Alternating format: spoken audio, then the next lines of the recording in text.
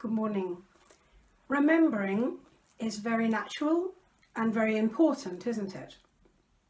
My grandson, who's 2.5, remembers when he threw his model horse into a duck pond. And I had to fish around, leaning over the low wall for ages before I finally rescued it. And I got covered in duck poo. Yes, he remembers that very regularly. The Bible tells us about remembering too. In Genesis chapter 2, God tells the people of Israel to remember the Sabbath day and keep it holy, set aside for rest and thankfulness. The psalmist says, "Don't remember the sins of my youth, but remember me according to your steadfast love." In Psalm 42, he says, "My soul is cast down within me, so I remember you." Jesus said, "Remember, I am with you always to the end of the age." Now, we talked last Sunday in All Age about using all our senses to remember. So try and remember using every sense you can. And this week, we're going to have a craft of making a poppy. I'll tell you about it in a minute. I suggest as a family as well, you go on the Royal British Legion website. There's lots of information that you'll find out about why we remember and what we remember on Remembrance Day, the 11th of November, and also on Remembrance Sunday, on the 8th of November. It strikes me that there are two ways of remembering. The first way is to remember somebody that you've lost and be sad.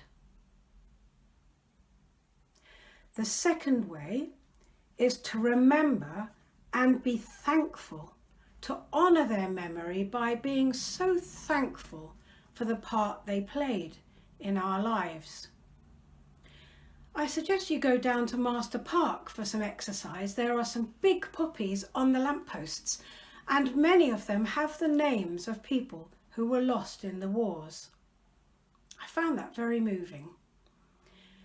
Can't we be thankful that young people went to war against hatred and evil to give us freedom?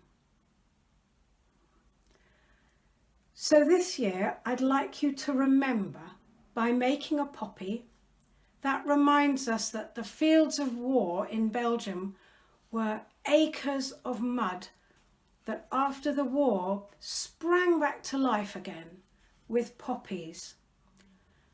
And if we remember on the television, we see poppy petals floating down to remind us of all who've been lost in wars, both in the First World War and since.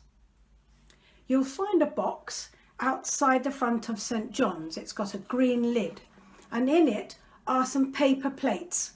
They're red, and I suggest what you do is take enough home for your children in your family that you write on the back any names of people in your family that you would like to remember who have been lost. And they're very easily made. You cut out the little corners of the petals. These are cake cases that you can clip to make frilly. And there's some green post-its to make a leaf. There's some blue tack in the box so you can stick it up on your door to remind you to remember and be thankful.